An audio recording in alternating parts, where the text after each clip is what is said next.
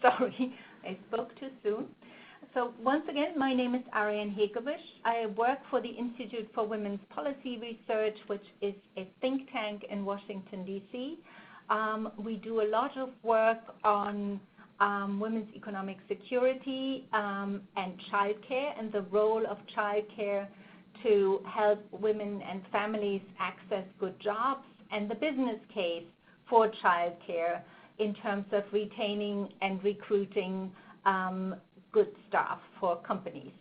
And so I'm very pleased to be able to moderate this webinar today, which has 4 great speakers.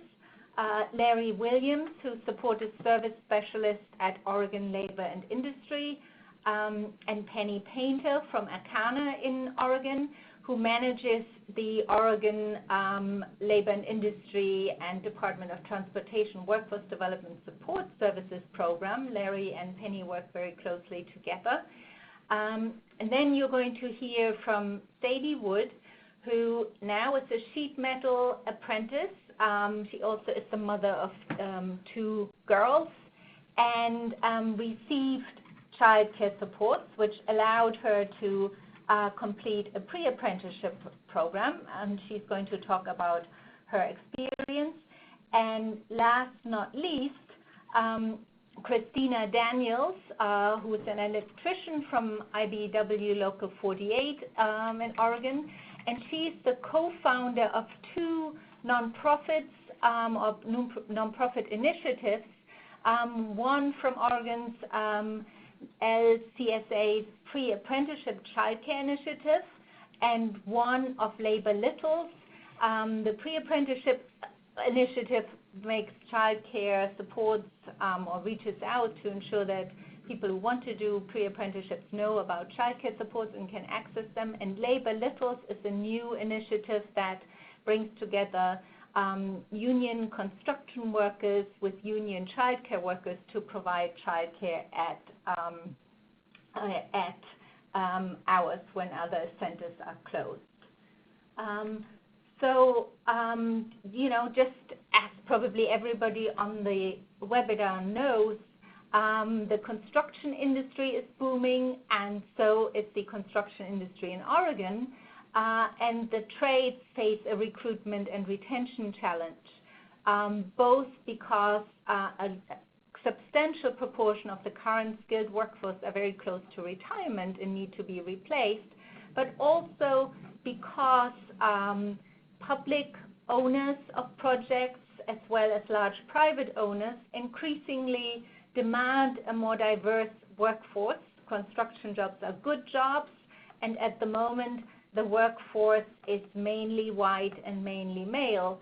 In the greater Portland metro area, they have just passed ambitious goals to increase the time that is worked by women and by people of color in the trades, and the targets for women now is 14%.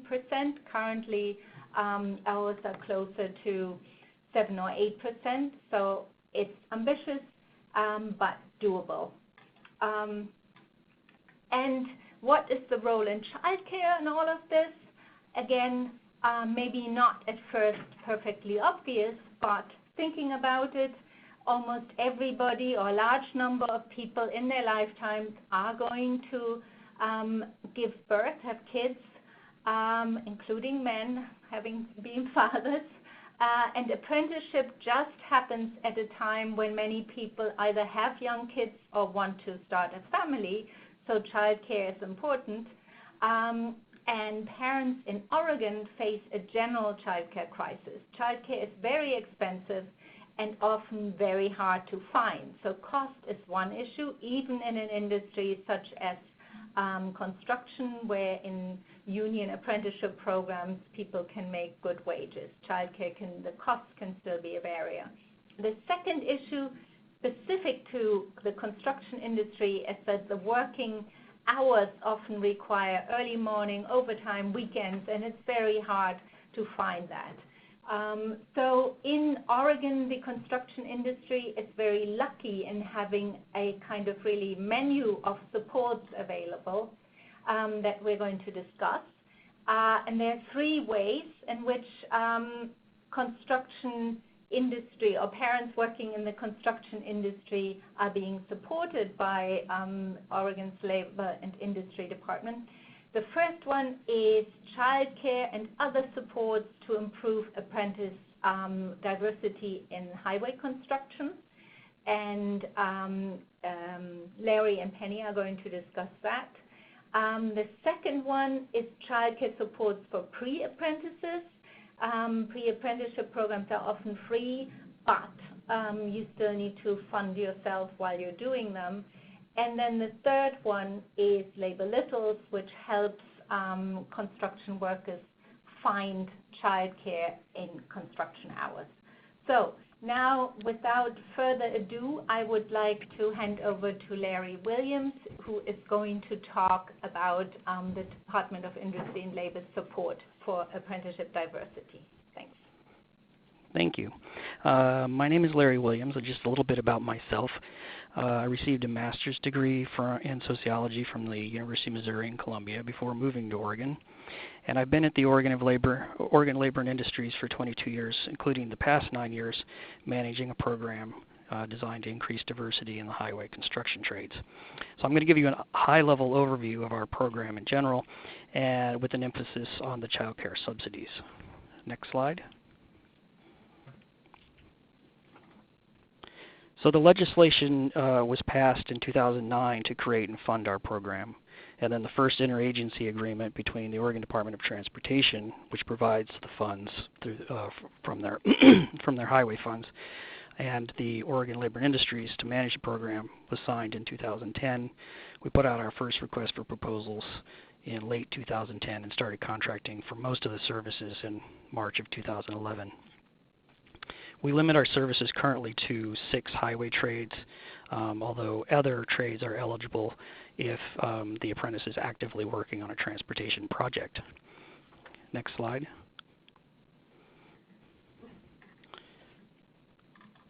The program established by the statute has 2 overarching goals.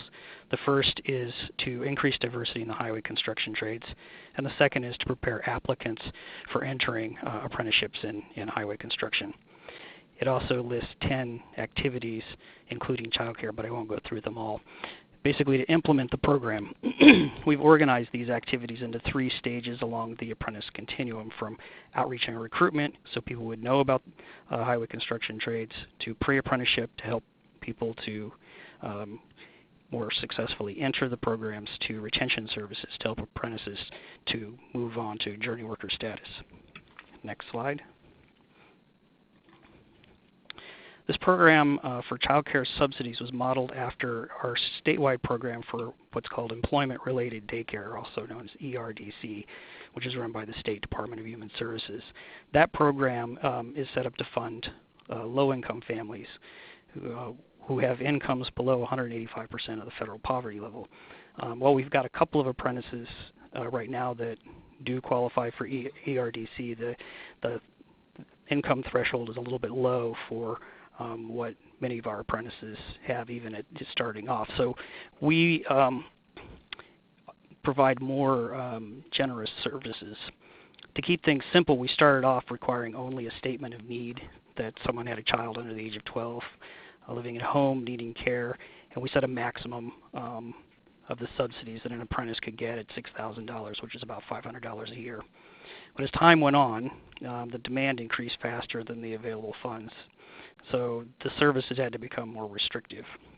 We still try to provide as much support as we can during the first year, and so we created co-payments after that first year. The current system is based on household income and connects more closely with the ERDC program at the Department of Human Services, because there's a considerable amount of variation in wages by the program. And Penny's going to describe more about the current program in her presentation next for ACANA. Next slide. The program is designed to increase diversity by identifying obstacles that we believe disproportionately impact women and people of color. And we put an emphasis on reaching women and people of color to encourage them to access services. But white males who need child care subsidies can also utilize the services. You'll see the percentage of female apprentices receiving child care, it's like 26.7% of those served are female, is much higher than the participation of women in apprenticeship in general, which, as Ariane said, is closer to 7 or 8%. In some trades, maybe closer to 10%, but nowhere near that 26.7. The completion rate for females receiving child care subsidies is slightly lower than male apprentices, and we believe that's related to a greater likelihood of single-parent households and lower household incomes amongst the female apprentices. And we're sponsoring research to continue to explore this issue. Next slide. To put this into context, we have some other services that our program provides. We provide job readiness, what we call job readiness supplies, work tools, work boots, gloves, rain gear, transportation if apprentices need to work more than 60 miles from home, and hardship assistance to help apprentices over a hump if they have a disruptive event like getting kicked out of their house or breaking up with their partner. Next slide. In addition, there are non-financial services. Research has shown that harassment and discrimination on job sites is still very high, and so we funded pilot projects to explore ways to increase respectful workplaces. We've provided social support, various mentoring strategies, information referrals, resources, and we've developed an online class for nutrition training and food safety for apprentices. Next slide. All of this combined has resulted in higher rates of completion for people that have received services, particularly for men of color and women of color. This appears to have closed the gap with white men. That is, minority apprentices receiving services have been completing at the same rate as white men receiving services. The completion rate for white women receiving services still somewhat lags the white men receiving services, and we think this may, again, be related to different family structures and household income levels. Altogether, we believe the program has demonstrated remarkable success. Increasing diversity is worthy of being replicated both in other trades within Oregon and in other states. And the child care subsidies, we believe, is a critical component of that success. Next slide.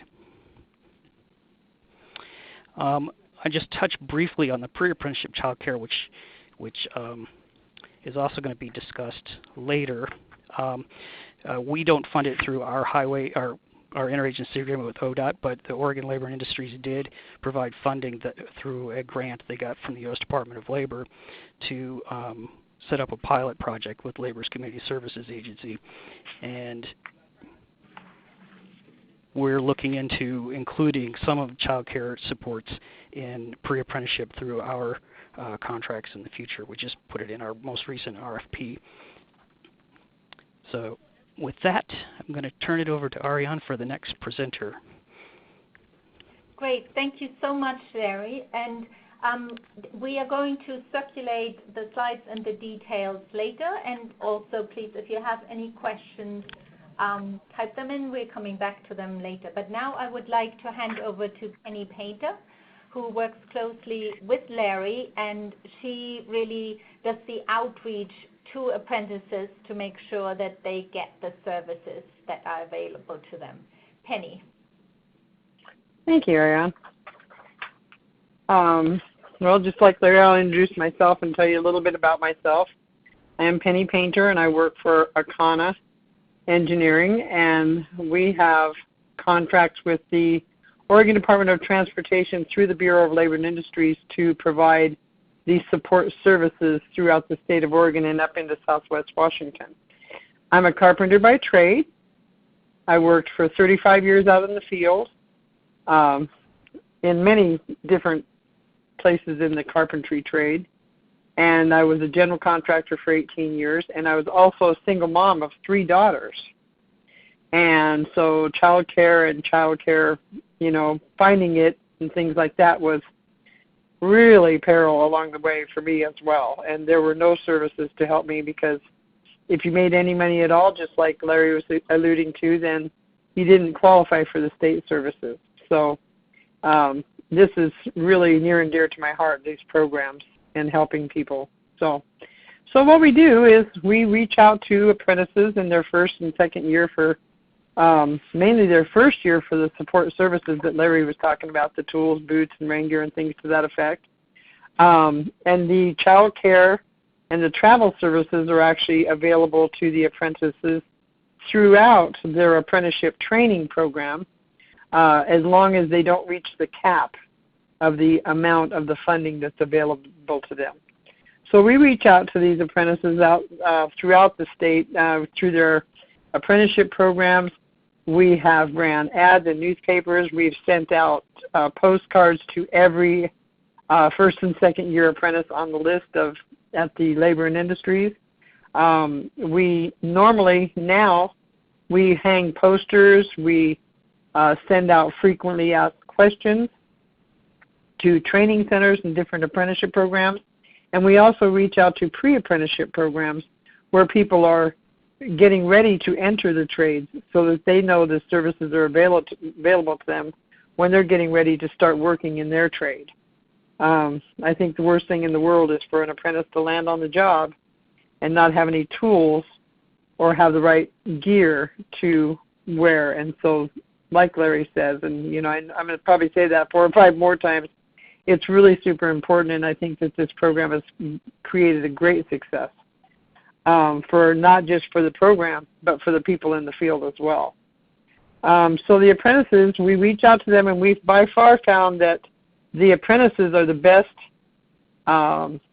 way of getting to other apprentices. It's word of mouth, and that's our biggest way of reaching the apprentices, is for them to refer each other or be referred by their apprenticeship program. So the apprentice, when they reach us, in this program, they must be registered in a heavy highway program, and they can be in a different program, like if they're an electrician and they're working on a bridge project or a highway, then they would also qualify during the time that they're working on that project. They absolutely do need to be in good standing with their apprenticeship program, and we check on that with the apprenticeship program when we work with the apprentice. If there's anything that's creating a barrier for them, that's not in good standing, then we work with them to get that straightened out. And then we carry on with getting them into the program. They do have to have a child care provider that is state registered and DHS approved. And then they complete and submit application documents, and those documents can be pretty daunting. So we help them with them, and they have to gather information, like they have to gather their check stubs and things like that, and hand them in with the application process.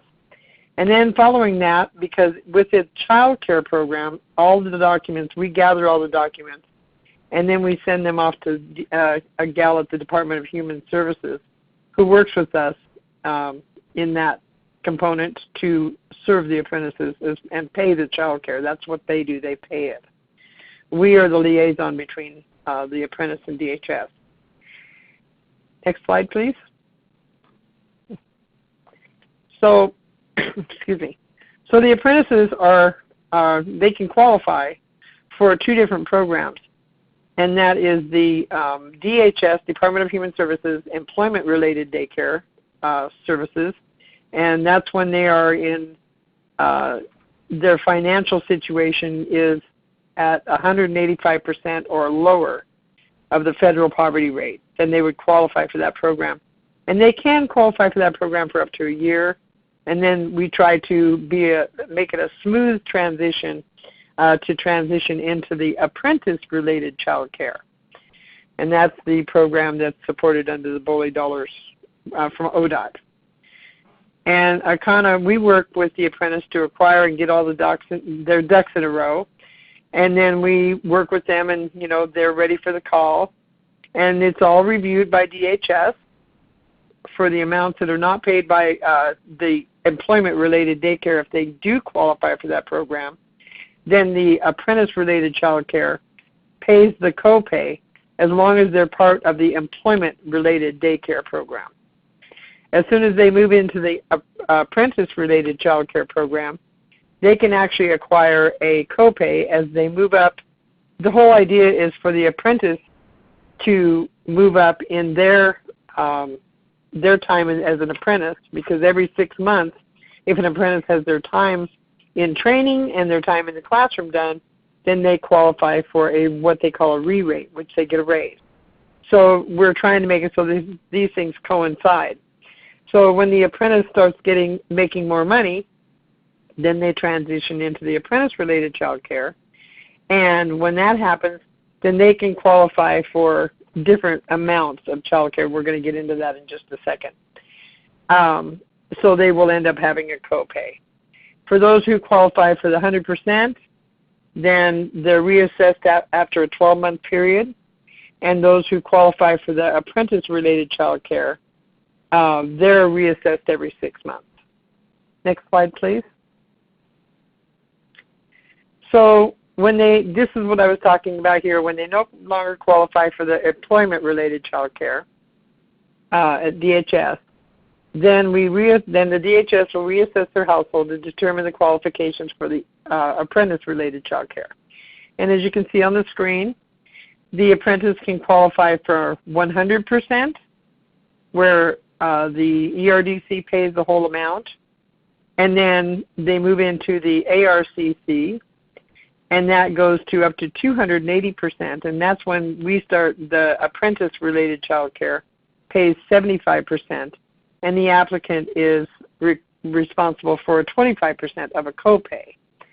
And that moves up the ladder just, so that they start making more money. So more than the 280%, then the program pays 50%, more than 335%.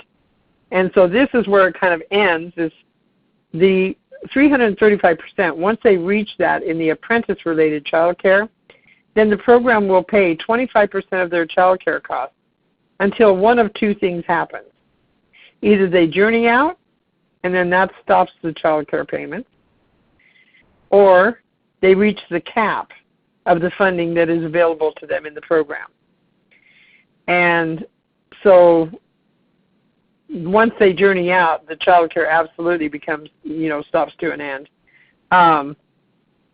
And once they are, once they're at paying 25%, their wages are usually higher, and they can start helping, they're paying 75% already. So we start working with them to make a plan for them to pay the 100%. And, I work with folks throughout their time in the program. Some folks need help with budgeting. Folks need help with other things. But we try to get them a plan so that they have a plan and a budget in place for that child care for when the program actually ends for them. Next slide, please. So this is the program coming into January of 2020. The apprentice with one or more dependents will, under the age of 3, and or any dependents that have special needs, shall have a maximum of $18,000 per apprentice without completing the BOLI approved budget class. We put on a budget class on a quarterly basis, and we invite the folks to come to the budget class. And when they do, their child care and their other services actually increase. So in this case, the child care increases to $20,000. Then an apprentice with one or more dependents under the age of 6, but none under the age of 3, or with special needs, they start out at a $12,000 cap, and then they come to the budget class, that increases to $14,000. And then an apprentice with one or more dependents under the age of 11, because 11 through the age of 11 is when child care can be paid for in either program. I just want to point that out. But none under the age of 6 or with special needs shall have a maximum of $10,000, and when they attend the budget class, it goes to $12,000. So essentially, the apprentice is invited to come to a budget class. The class is about 3.5 hours long. We include the nutrition training with it. We also include the information about the Triple P parenting program. And so they sit through this class, and they're essentially paid $2,000. And they are ecstatic about it, let me tell you. They love it. They do come, and they're happy to be there. I have people that don't have any children at all that come to the budget class. Next slide, please. Well, that's the end of it. If anybody has any questions, please don't hesitate to give me a call, or you can shoot me an email. My email is not on this slide, but it is Penny, PENNY dot Anyway, painter. we can circulate that to everybody at the end. Thanks so much. Okay, that would be great. And thank you very much, everyone. And please keep sending in your questions. And now I would like to hand over to Sadie Wood, who is a single mother of 2, and she got into the trades through Oregon's wonderful Tradeswomen Pre-Apprenticeship program and got some childcare supports, and now is an apprentice with the sheet metal workers. So Sadie, over to you. Hi, I'm Sadie Wood. I'm an apprentice with Local 16 Sheet Metal. I'm a single mother of 2 girls. I've got a 10-year-old and a 13-year-old. Last summer I started out with OTI, and I still was working. And yeah, we're not paid while we're in that pre-apprenticeship. So I was still working in restoration, very part-time. I was offered childcare through Labor Community Service Agency, their PACCI program. And at the time, like normally my family helps me a lot with childcare and with stuff, but at the time my dad was going to have to go into chemo for the cancer that he had. So I jumped on the chance because my dad would be too sick and my mom was taking care of him, and my sister, brother-in-law worked. So I accepted the child care and eventually found out my dad was cancer-free, but I kept with the child care because I think about 6 times throughout that pre-apprenticeship, if I hadn't had them, I would have possibly missed or been late more than 6 times, which would have ultimately kicked me out of the apprenticeship. They base their rules on the trades workforce and their work hours and stuff like that, and you have to be reliable. You know, your personal life shouldn't interfere with your work life, which I understood. It made sense. You got to get there on time, right? Because of that, though, I graduated with perfect attendance, and I was an instructor's assistant, which looked great on my resume. After that, I went straight to Local 16. I knew exactly what I wanted to do the first week in OTI because we went to Local 16, and Lisa Davis talked, and she totally sold it for me. So I went straight there, and I applied for a classified position, and then I turned in my resume and stuff for the apprenticeship and became a pre-apprentice, and now I'm an apprentice in a first year, and I'm making over $20 an hour, which for me is huge, and there is raises every 6 months, you know, as long as I meet the criteria and all that stuff. But 3 years ago, I was working at a delivery company making $2.50 delivery, and I was lucky to have more than 12 deliveries a night. I was hoping for tips, and I couldn't afford rent or bills. I got a lot of help from my family, and I was on state assistance, and then I had gotten the restoration job and still working part-time and barely able to make it, and I was so stressed out all the time. I was depressed, and I wanted a better life for me and my girls. So I jumped on the OTI when, you know, Oregon Tradeswomen, when I heard about it. I was unsure about it, if I could do it, if I was physically capable. I'm tiny. I'm 111 pounds, and I wasn't sure about the work hours and if I had to travel. Like, I just didn't know. OTI really helped me with that, but I needed to do it for my kids and for me. I wanted a better life, and I cannot tell you how much I love my job. I love what I do. I have a lot of passion for it, and my kids now don't need child care, but I am pretty sure that if they did, well, Siley does sometimes, but that's usually taken care of with family. But if they were younger, I most likely wouldn't be able to afford the child care right now, especially this first year.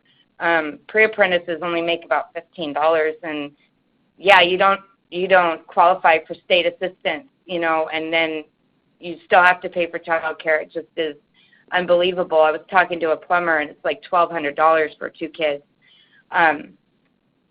But a few weeks ago, I got to walk in the store and buy my daughter a pair of Converse. She could pick any shoes she wanted, and I didn't have to worry about the price. And she picked Converse because she's awesome.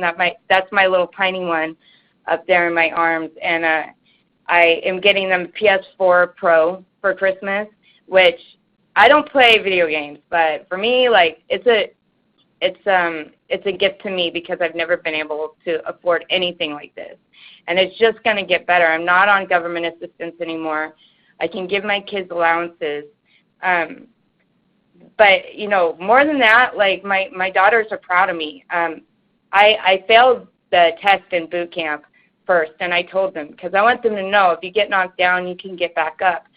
And my oldest daughter, the other one with the hat on, I told her, and she goes, Mama, I know you can do it. You're going to get it next time. I believe in you. I know you will. And, of course, I passed it, and, you know, they got to see that, and they got to celebrate with me. I think that if more people knew that they had the childcare to help them out in the beginning, they wouldn't be so worried about that challenge, and they'd be able to dip their toe in the trades because it's an incredible experience. It's financially liberating. I do talk to others about it. I talk to my friends about it. I'm very vocal about what I do on Facebook and how incredible it is and what I get to do.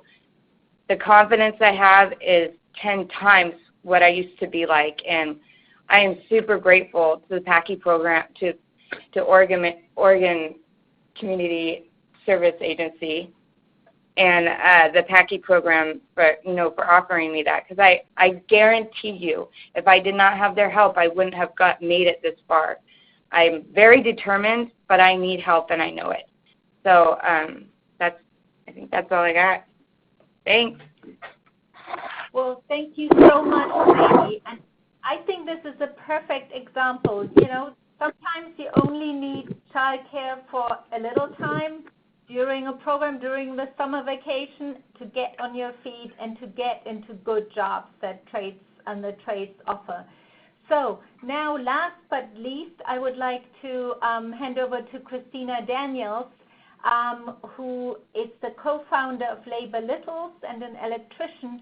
And really, she and Aaron Byram together kind of complemented work to make sure that A, Pre-Apprenticeship had some childcare supports, and B, that once people were working, they actually could find the childcare they needed. So it isn't just money, it's also finding childcare that covers the construction hours. Anyway, Christina.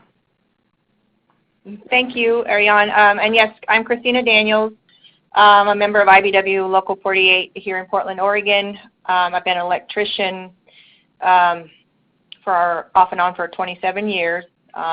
In the last couple years, I was brought on staff with my local union as an organizer, and was able to, in that time, help create both of these initiatives. And I'd like to tell you about them. Can you go to the next slide, please? Okay. The Pre-Apprenticeship Childcare Initiative, and you've heard earlier the nickname for that is PACCI, was co-developed by Aaron Byram and myself, and is administered by Labor's Community Services Agency. Pre-apprenticeship is one of the industry's best ways of diversifying the construction workforce, and it's extremely difficult. Obviously, you heard Sadie earlier, to get through. Mostly because you have to quit your job and do the training during the day.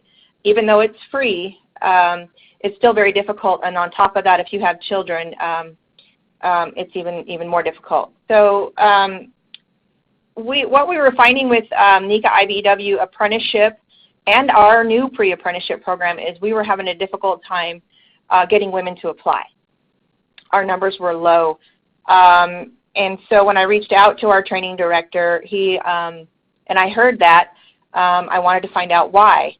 I reached out to Aaron Byram, and asked her if she knew of any supportive services that were available in the area for child care.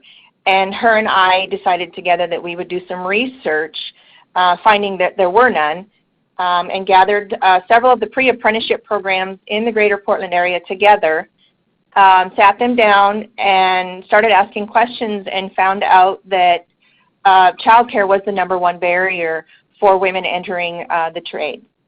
And even more so, they weren't being targeted. Parents were not being targeted for pre-apprenticeship because the barrier was so large. I was disheartened by that, and so we decided to try to change that. We met with several contractors in the greater Portland area and several workforce development organizations as well. And we were encouraged by what we were hearing, and we started asking for funds. We wanted to start a pilot program and see where it could go. We were able to raise $5,000 about of private industry money and fund child care, I think initially for 3 candidates. And Oregon BOLI caught wind of it and basically awarded a $50,000 grant to us. It kind of fell in our lap to help us continue the pilot. We were gleaning so much information from it, learning so much about what needed to change to diversify the construction workforce, and we're very appreciative of it. With that $50,000 grant, we were able to continue. We have funded child care for 10 candidates since February of 2019. We've had a success rate. 9 of those have completed their pre-apprenticeship program and either entered apprenticeship or are in a helper position with their local union. And we have another 6 candidates that are in the pipeline right now. They are referred to us by the pre-apprenticeship programs in the area, and we pay a child care provider. We pay directly to the child care provider whatever the pre-apprentice needs for child care. It's for 10 years and younger, and it's obviously state certified providers that we deal with only. And that $50,000 grant is funded through September of 2020. So moving on to the labor littles. Next slide, thank you. If it wasn't for the PACCI program,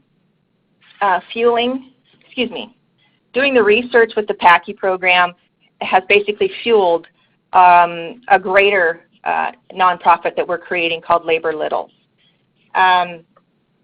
Meeting with the contractors and the workforce development organizations for PACCI, it gave us the opportunity to look at the child care needs for the construction industry on a greater scale. Obviously, the construction industry needs 24-hour access to child care that is affordable. And with the support of my business manager, I went to him and I asked him if I could look at something on a larger scale, and he supported me, and I began to do further research. We hired a nonprofit lawyer, and we have developed Labor Littles into a nonprofit program that partners with child care providers in the greater Portland area. AFSCME represented child care providers. And they are, let me just back up. I'm getting off track. The thought has always been in the construction industry that we need on-site child care. And when I was speaking to contractors, it scared them to death to have on-site child care because of the liability. Plus, our tradespeople who are like Sadie might not need on-site child care. They might need early morning drop-off and late pickup because their kids are in school.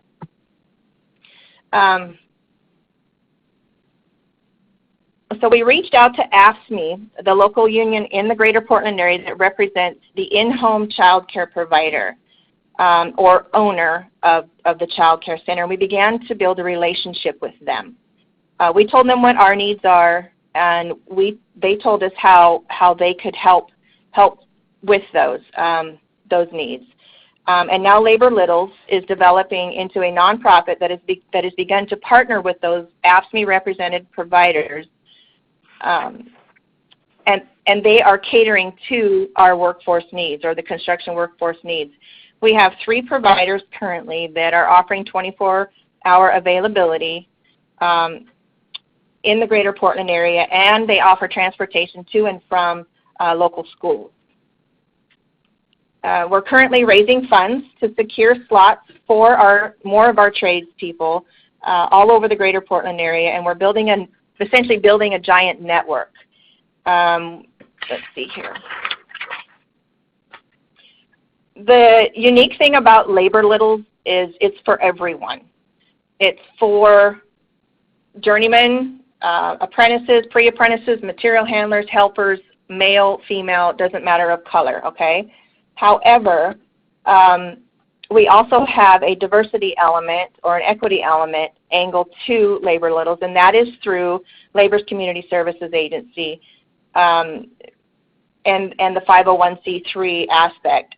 Monies can be donated to LCSA, and they can be used to secure slots for pre-apprentices and apprentices, and with an eventual goal of offsetting the cost for those pre-apprentices and apprentices as well.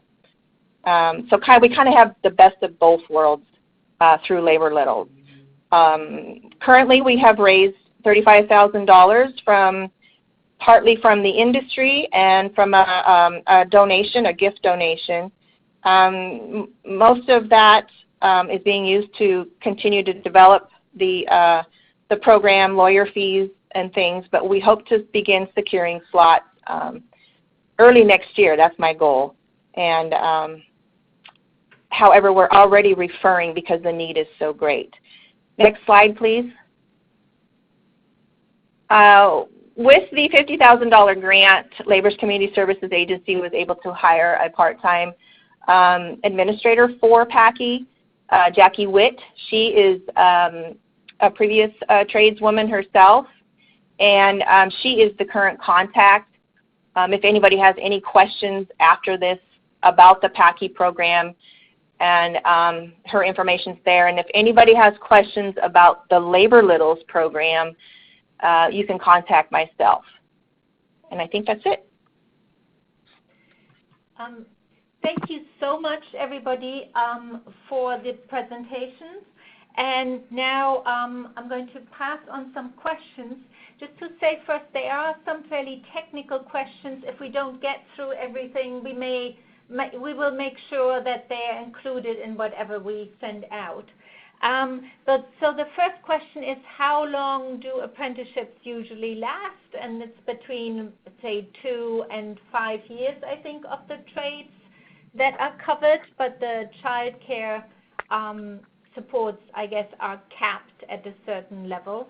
But the next question is, what happens if an apprentice comes in who already has childcare and needs support? How does that work? How do you support them? So if they already have, that's actually a good way to be, is they already have the child care set up and they've already had it going on, then we just go through the application process just as normal, and then they get what they qualify for, and we start paying the child care provider directly for them, and they can utilize the funding, and then they can utilize it throughout their apprenticeship program until the funding is capped, until they reach the cap. It's not any different than anybody just applying to the program. And as I understand, Penny, from what you told me before, some of the apprentices had arrangements with their grandmother or some other family friends, and you actually helped them with DHS to ensure that they became registered childminders so that they could be paid, right? So you have to be registered as a child care provider.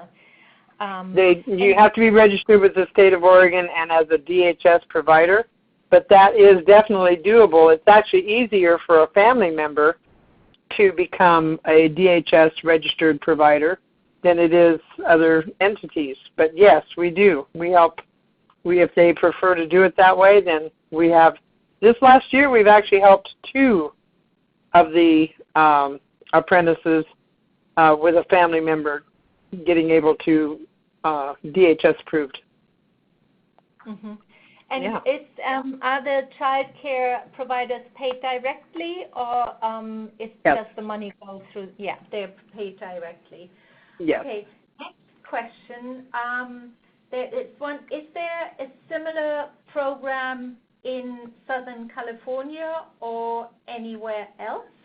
And if not, and I think, Larry, that may be a question to you, are there any recommendations of how to start and fund such a program?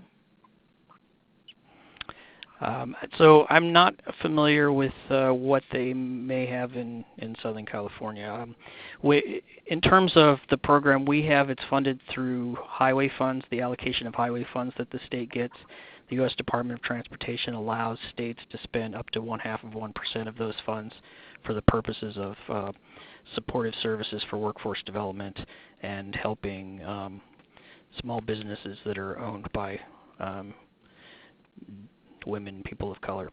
I know that the state of Washington has drawn down some of that money, but most of it's focused on pre-apprenticeship, not on retention of apprentices. And the Institute for Women's Policy Research did a kind of a policy brief on this issue, and I think there was one other state that at that time had drawn down the money, somewhere in the Northeast. You may know better than I do, Ariane. Yeah. In terms of other models, I mean we've sort of thought about whether there's some way to incorporate it into government contract requirements, the percentage of government contract requirements going into a fund, but we haven't made much headway on that yet. Yeah, I think Oregon is pretty unique in the way this program is set up.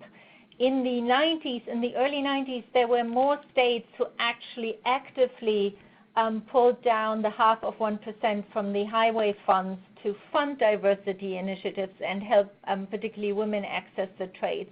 But now really Oregon, to my knowledge, is the most systematic program, and having a law that secures the pulling down of that funding provides long-term stability. So it's a really good example. And I think what's really fascinating is how it started just with highway apprentices and some of the trades in there, and now it's impacting the industry more broadly.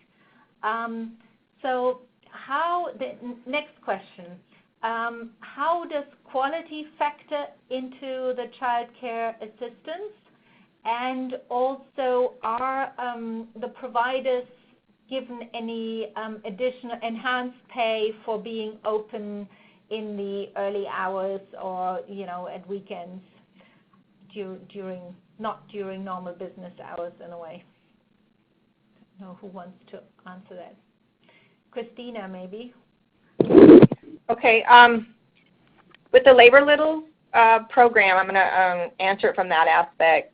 We are partnering with child care providers. We don't want to run a child care's business or an owner's business. We want them to be able to be successful in their business. So it is up to the tradesperson to decide, well, if this place isn't up to my standards, I'm going to go someplace else. We can make the referral, but they don't have to choose that, okay? We allow the tradesperson to contract with the provider of their choice. And then the second question, Ariane, quality. And then the pay. Initially, to get this off the ground, the tradesperson is going to have to compensate the child care provider for those longer hours. It's going to be more expensive, but once the long-term goal with Labor Littles is to gather funds and enough funds to be able to offset that cost for pre-apprentices and apprentices. I know child care is expensive, but the unique thing about the AFSCME childcare providers partnering with the construction industry is we can afford to pay if we're at a journey level rate and still bring a decent income home, where a lot of industries that's not the case. And so that is another reason for childcare providers wanting to partner with us. Mm-hmm. And I think and on the other side of that, I just want to chime in just a little bit there, because we have worked with some providers. I've had people come back to me and say, well, I asked my provider if they would let me drop off earlier in the morning, and they're going to charge them, high dollars for that, like Christina was talking about. But the one thing that I do kind of work with them on is that the other thing is if you show up late to pick up your child late, they charge you an astronomical amount per minute or something. And that goes on quite a bit. And so I tell them to work up front. We work with them to work up front with the child care provider, just like Christina's doing now, so that we bring the child care provider on board, supporting the apprentice. And, they feel good about it, and they do want to help, but they have to make a living as well. So we try to get them to not charge the, big dollars if they're a few minutes late. And then the apprentice, like Christine was saying, compensates the person for staying late or having the child late, and that, or taking them in early, that sort of thing. So we try to work with the child care providers too. And are you just working with in-home daycare or also with child care centers? Yeah, so, and Ariane, this is Larry. So one of the things we did when we set it up to be like employment-related daycare, their requirements and our requirements is that either the child care facility be certified with the Early Learning Division in Oregon, or if it's too small to be required to be certified, that it meet the requirements of the Department of Human Services. They have certain training requirements, and they do facility checks and that sort of thing. We didn't want to duplicate that system of checking for quality. There are state agencies that are already doing that, and basically we just depend on them to do that check, and we require that you meet the check that the existing state agencies have. Yeah, no, that's a great point. I think the cooperation between different parts of the state government, it really works well in Oregon. Oh, it looks from the outside like that. A different question. What have you heard from contractors or the apprenticeship programs? Are they appreciating the type of support that they are receiving? Absolutely. I hear it all the time. We have contractors and we have foremen on the job and superintendents that refer apprentices to us, and especially from the training centers. When they go to especially union meetings, which is great, because the apprentices go around and try to network with other apprentices to see if they can find services and so on. And so they refer them back to the programs to get help with the child care. And yes, they really do announce their appreciation all the way around. If I can answer, this is Christina. Our training center, the NECA IBW Training Center, is very appreciative of the PACCI program. We were able to fund 3. They only have 1 program a year. We were able to fund 3 candidates this year. And speaking to Rod Belisle, he's the apprenticeship coordinator. He was having a difficult time getting, like I said, women to apply to the apprenticeship program. They weren't even knocking on the door. Okay, and so this PACCI program has allowed us to open that door essentially for candidates that are desperately needed. We need to diversify the construction workforce. So Rod is very appreciative. And there are a couple of questions, again, whether programs like this exist in other parts of the country and perhaps how to set it up. A while back, it's already 4 years ago now, somewhere we put the reference down. We wrote up the way Oregon got its program and set up the funding mechanism. And we will circulate the links to the kind of, it's fairly technical, legislative on how to go about getting the funding sorted out. And I think also what was really helpful in Oregon is to have Oregon tradeswomen who have a long tradition with running pre-apprenticeship programs, doing outreach, and really bringing women into the trade. So I think that collaboration worked really well, and we will send out references to that, and are also happy to help with that. They're awesome. Mm-hmm. Yeah. Oregon tradeswoman is awesome. Just had to say that. Yep. There's a question, and I think Larry briefly mentioned that. Are there any plans to provide funding for apprentices who are not in the highway trades? It's a hope that we have.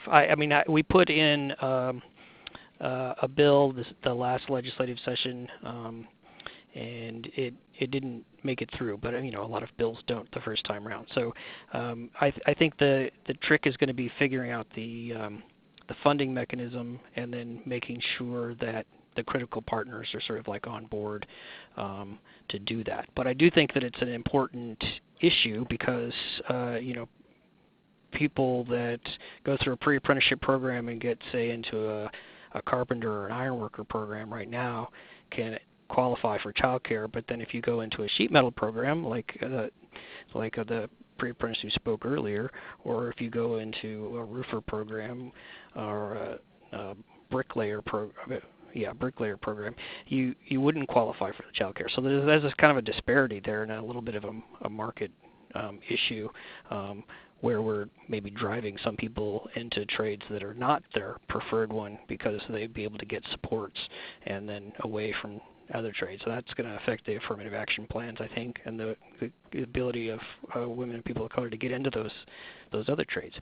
So it's something that we would like to work on. We think there should be parity between the trades in terms of what's provided, but we're limited in our program based on the source of the funding, because you were using highway funds. Oregon Department of Transportation is the owner of the funds, and they're trying to increase diversity in their own highway construction workforce. Mm-hmm. Yeah. No. So we are at the end of the hour. So thank you very, very much, everyone who has spoken, and for everyone who sent in questions. As I said, we will send out the recording and the PowerPoints, and we will forward the questions. There were a few specific questions of how to contact the pre-apprenticeship programs and about the different childcare funding mechanisms in Oregon, which we will pass on to Larry and Penny, and mail out answers to that too.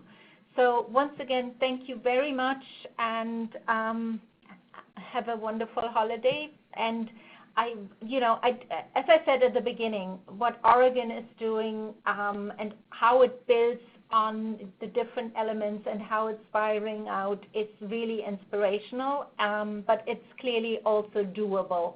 And so hopefully other states will follow suit. But thank you very much.